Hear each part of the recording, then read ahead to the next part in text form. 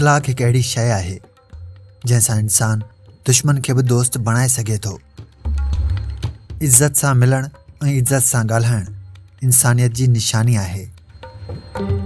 ख़ुशीअ इंसान खे ताज़े गुल जियां करे छॾींदी आहे ऐं ॾुख इंसान जो अंदरि साड़े कोयलो करे छॾींदो आहे।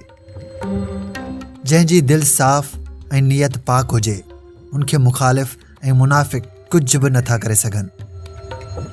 अॼु जे दौर में गैरतमंद उहो इंसान आहे जेको कंहिंजी बि चमचागिरी ऐं ग़ुलामी नथो करे ऐं उन जा अक्सर दुश्मन बि पंहिंजा ई थींदा आहिनि। जेकॾहिं सुहिणी सोच ऐं सुहिणो मक़सदु आहे त यकीन कयो कामयाबी अव्हांजो मुक़द्दर बणबी। दिलि जे सचे ऐं मुख़लिस माण्हूअ खे दुनिया जा चालाक माण्हू हमेशह इस्तेमालु कंदा आहिनि। कंहिंसां बि चङाई करण खां पहिरियां दिलि मंझां बुराई ऐं लालच कढे छॾियो। अकेला जीअण सिखो। एहसास, मोहब्बत, पंहिंजाइप हाणे ज़बानी अल्फाज़ आहिनि। माण्हुनि जूं दिलियूं ऐं नियतूं लालच जे आख़िरी स्टेज ते आहिनि।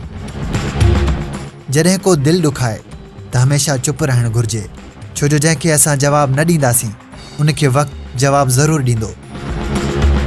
जेकी माण्हू ख़ुदा जी इबादत त कंदा आहिनि पर ख़ल्क़े ख़ुदा जी ख़िदमत न आहिनि कंदा, उहे ख़ुदा परस्त न बल्कि मतिलब परस्त आहिनि।